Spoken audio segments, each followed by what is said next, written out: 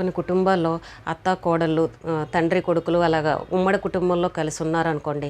ఈ భార్యాభర్తలు ఏం చేస్తారంటే కొడుకు కోడలు వాళ్ళకి నచ్చిన వస్తువులు కొనుక్కోవడం కానీ, ఎక్కడికైనా వెళ్ళడం కానీ, షాపింగ్లు కానీ, ఇంకా ఏదైనా వేరే పనులు ఏదైనా సరే ఇంట్లో తల్లిదండ్రులకి చెప్పకుండా చేసేస్తూ ఉంటారు.